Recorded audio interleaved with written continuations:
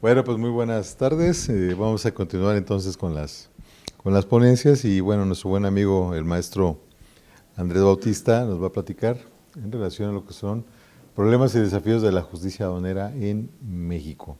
Pues adelante, mi querido amigo. Muchas gracias.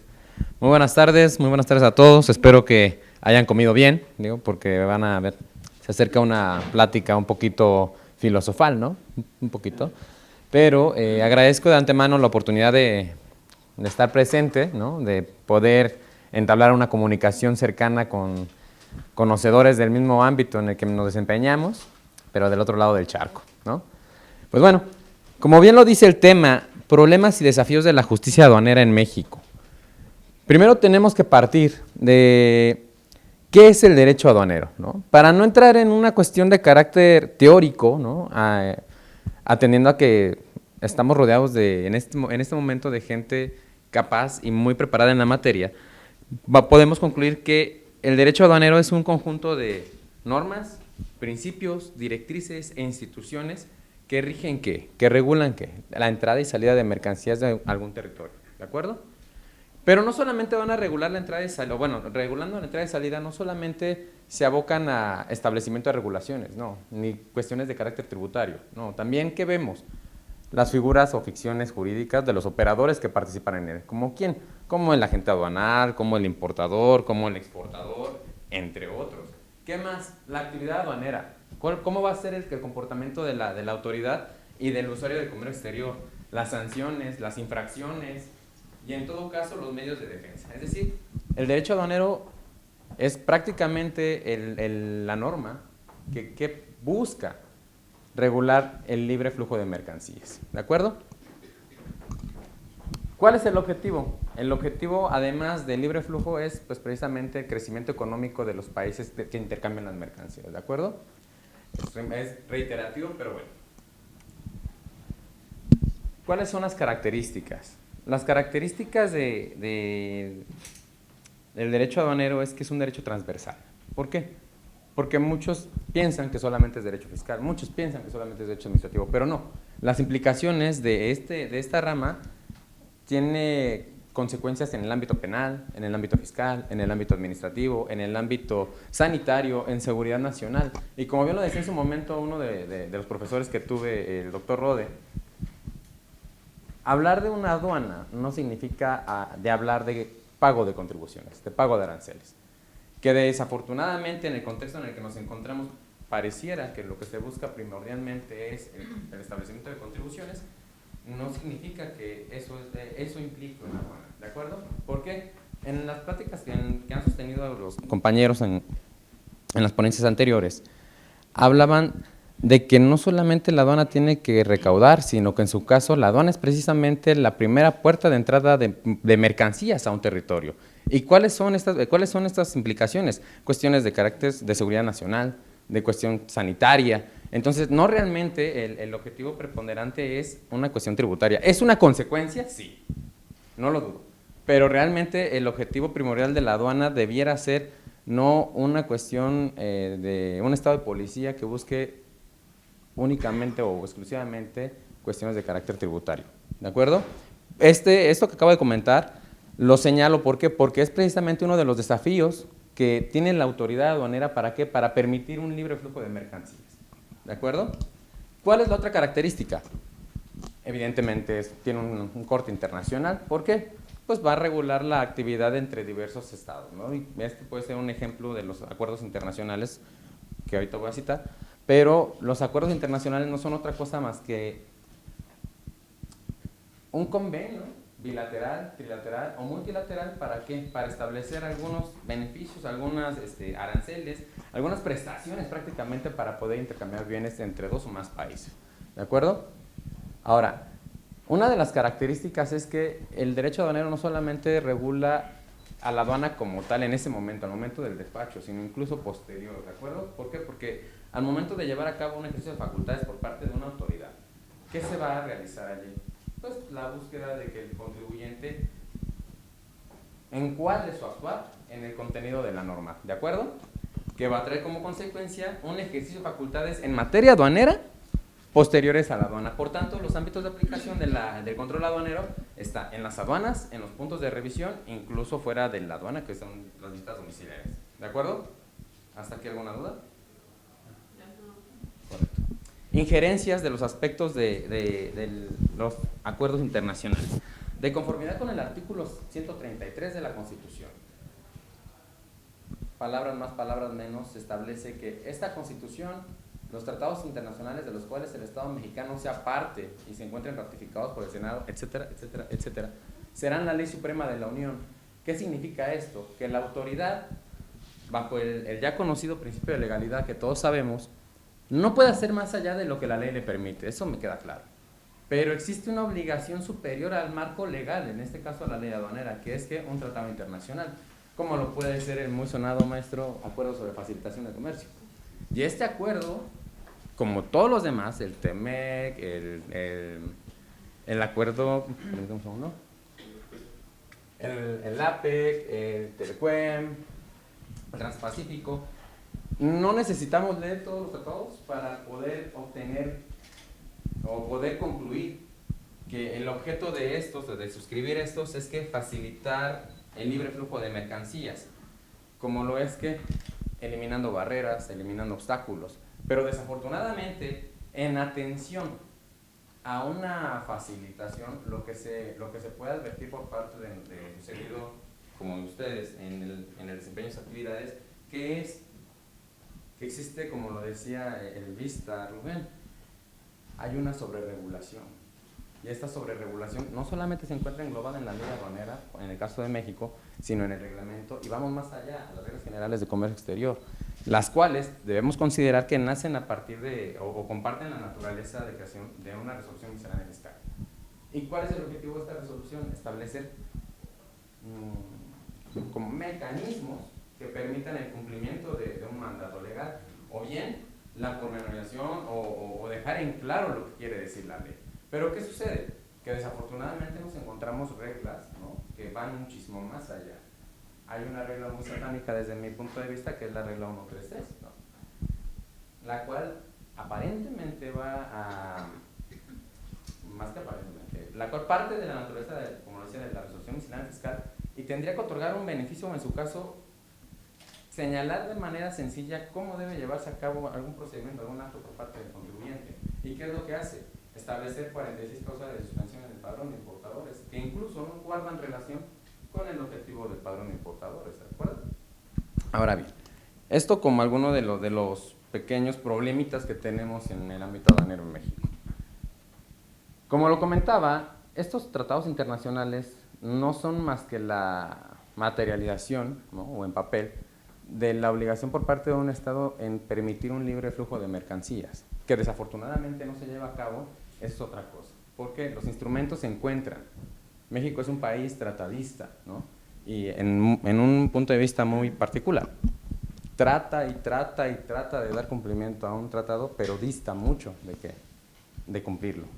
Por ende, que yo diga que México es un país tratadista, porque tenemos varios tratados internacionales y realmente yo no veo que cuando a un particular le rechacen la mercancía en aduana le permitan expedirla al país de origen. Que esto se encuentra establecido en el Acuerdo sobre Facilitación al Comercio. Es evidente que tiene cuestiones que van detrás de ella, ¿no? Insisto, el contexto actual, permítame concluir que el objetivo primordial de la aduana no es tanto verificar el cumplimiento de las disposiciones normativas, sino, como en su momento me lo explicaba el maestro Espadas, la sobreregulación, Andrés, tiene como objetivo una cosa, que el contribuyente no puede escaparse ante algún posible incumplimiento de una disposición. ¿Por qué? Porque, como ahorita lo comenté, en reglas encontramos 46 causales de suspensión en el padrón de importadores. ¿De acuerdo?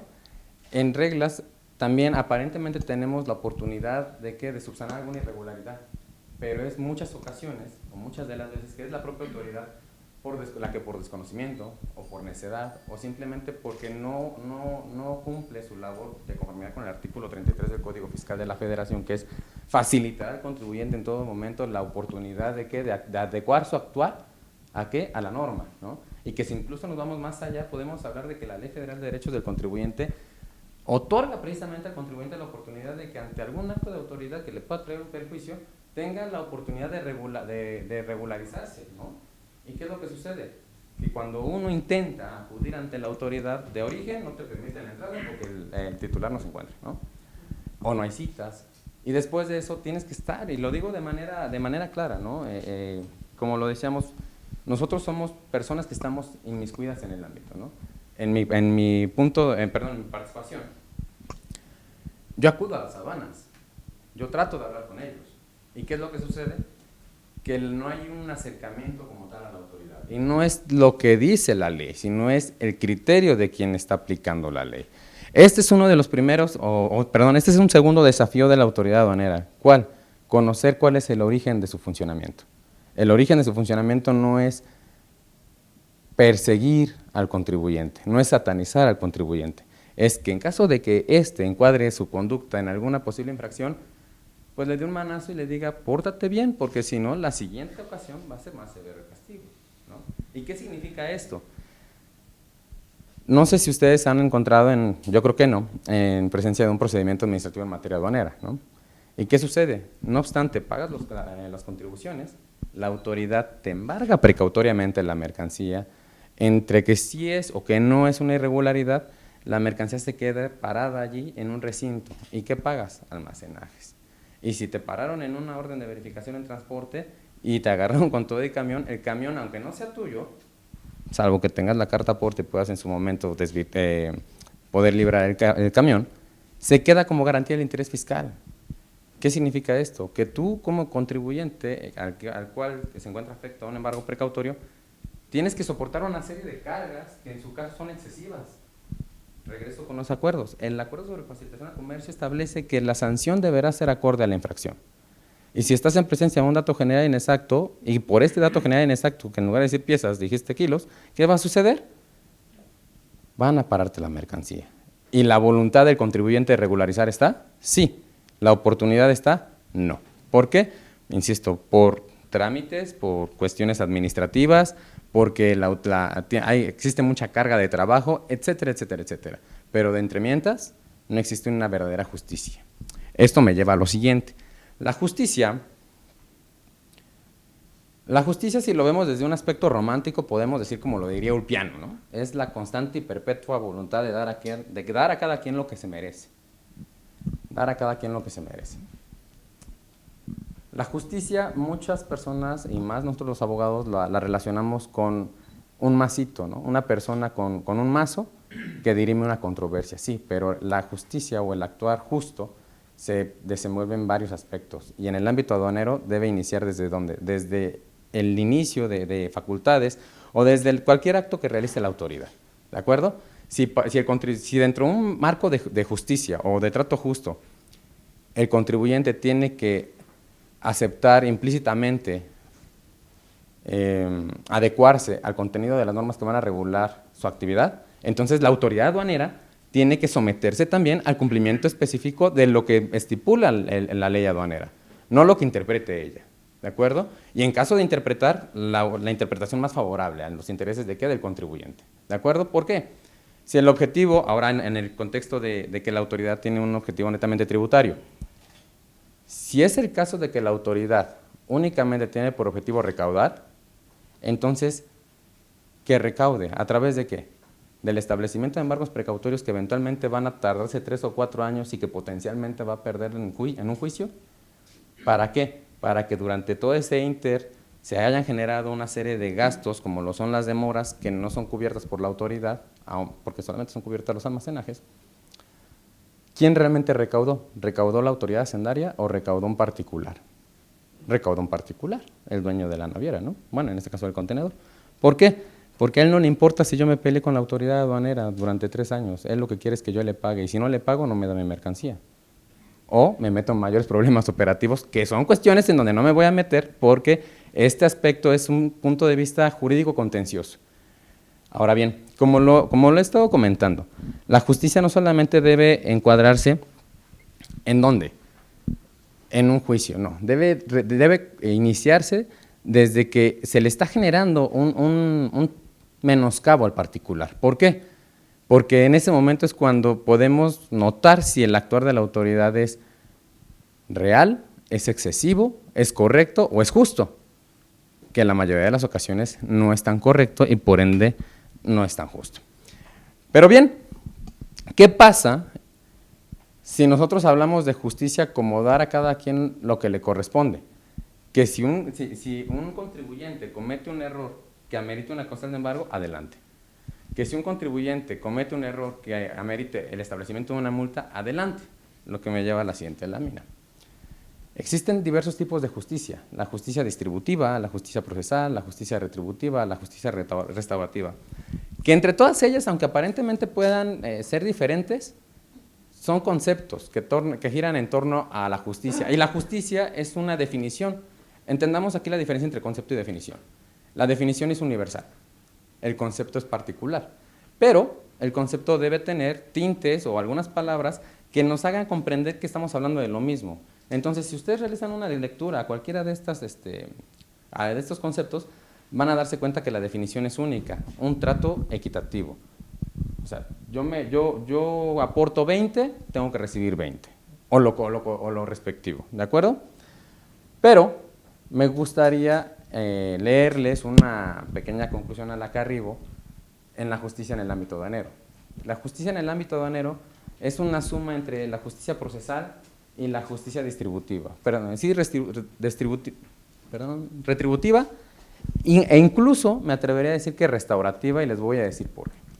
Es procesal o procedimental porque, insisto, desde que se está incoando algún procedimiento en contra del particular, la autoridad debe actuar de manera adecuada, es decir, sancionando lo necesario o lo legalmente establecido, ¿de acuerdo? Retributiva: en caso de que el contribuyente no haya podido desvirtuar la irregularidad, en ese momento se le permite la salida de la mercancía sin pretextos. Nada de que no hay fechas, de que tenemos carga de trabajo. ¿Por qué? Porque en todo caso el contribuyente ya hizo su parte. Se sometió a un procedimiento, no por voluntad propia, ¿no?, sino porque la autoridad incoó, ¿no? Por tanto, si la autoridad es tan eficaz al momento de iniciar un procedimiento, también debe ser eficaz al momento de devolver la mercancía. ¿Por qué digo que me atrevería a decir también restaurativa? Esto me lleva al ámbito contencioso, ¿no? O lo que nosotros generalmente trabajamos, juicio contencioso administrativo o juicio de amparo. ¿Por qué? Porque son estos mecanismos los que le dan al particular, en su caso, la oportunidad de ¿qué? De acudir ante un tercero a quejarse de lo que él aparentemente puede advertir que es injusto. Es decir, un embargo precautorio que no era correcto, una suspensión en el pago de importadores, una cancelación de patente de agente aduanal, y ahorita voy a dar un ejemplo precisamente de los agentes aduanales con motivo de la justicia procesal. ¿Hasta aquí vamos bien? ¿Alguna duda, alguna pregunta, algún comentario? ¿No?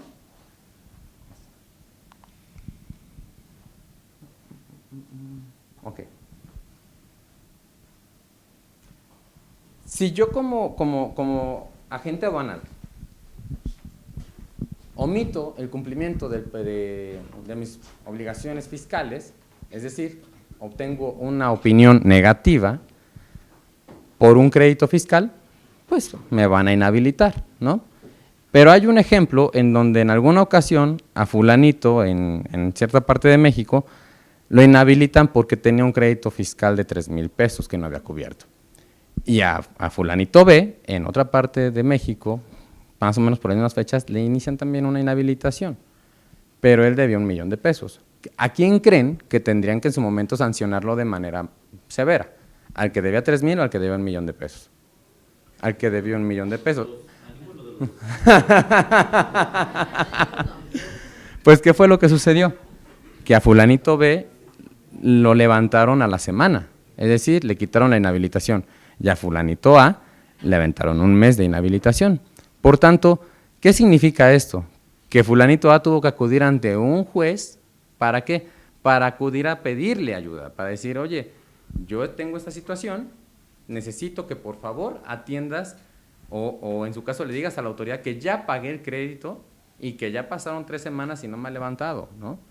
Y lo que sucedió fue que efectivamente, en esa ocasión, la justicia fue más pronta que expedita, porque al momento de platicar con el juez y comentarle cómo estaba la situación, entendió precisamente que la disposición, ojo, la disposición que utilizaron para poder sancionar a fulanito A era inconstitucional. Y esto me lleva a los tipos de actuar de la autoridad que se puede traducir en una injusticia activa o una justicia omisiva o negativa, ¿no? Como acto positivo y acto negativo. El actuar injusto, desde mi punto de vista de la autoridad, no es por ella misma, es porque la ley no es tan clara que, aunque, insisto, la autoridad no tiene que interpretar en perjuicio, sino tiene que aplicar la literalidad de la misma, dota a los funcionarios de la oportunidad de poder decir cuándo sí y cuándo no te aplican una disposición.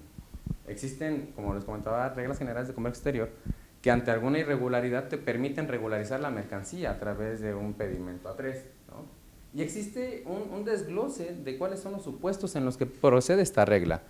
Pero a ojos de un funcionario que o bien no te quiere ayudar, o bien le caíste gordo, o bien le dijeron o le dieron la instrucción de que no te permita regularizar, ¿qué creen?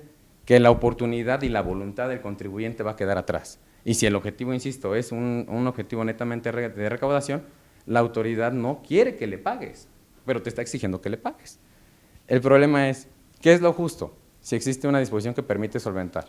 Pues la aplicación de esta, ¿de acuerdo? ¿Dudas hasta aquí? ¿Preguntas? ¿No? Ok. La injusticia no solo por acción, sino incluso por omisión.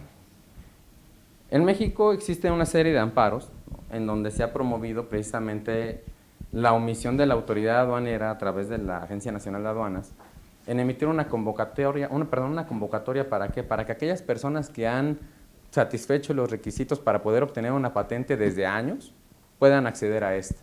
¿Y qué es lo que sucede?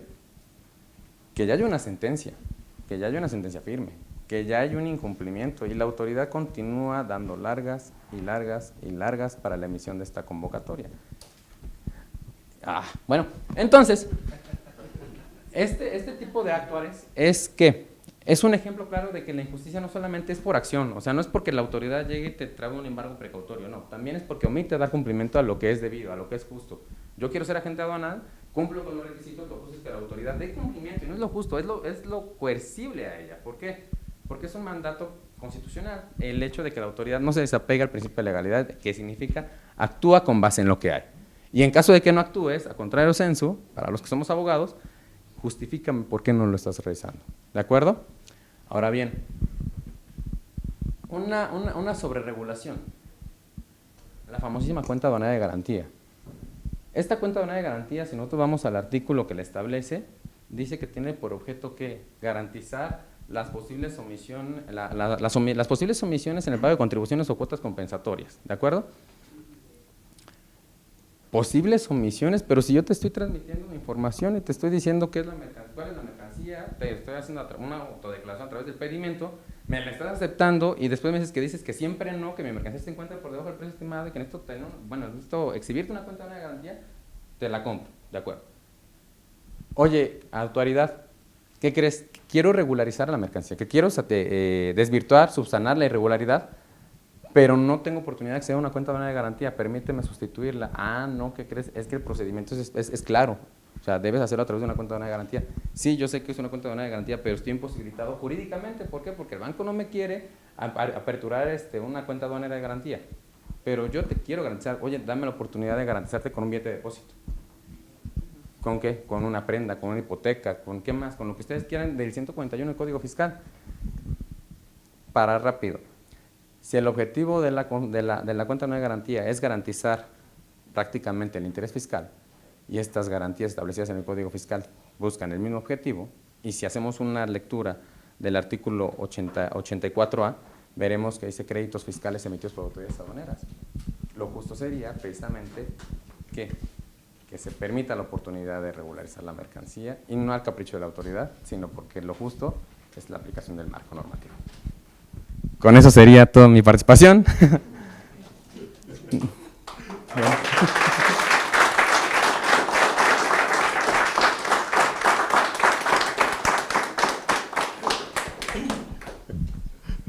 Gracias, amigo. ¿Verdad? Pues la verdad que me da mucho gusto que Andrés haya dado esta valiosa participación, porque bueno, él fue mi alumno en la Facultad de Derecho, alumno hace ya como 8 años, ¿no? 8 años. Ya tiene rato y pues bueno, La verdad es que he crecido profesionalmente mucho y qué mejor que poder dar una plática desde Madrid, ¿no? Para todo el mundo. Y bueno, pues entonces el Colegio Nacional de Profesionistas con Posgrado en Derecho, Asociación Civil, así como el CUEG, el ECAM, el Colegio Comprender, la CLA, da este reconocimiento al maestro Andrés Bautista Espinosa por su valiosa participación como ponente en el primer Congreso Internacional de Derecho Comparado en la ciudad de Madrid, España, 9 de diciembre del año 2022. Felicidades, Andrés. Muy bien.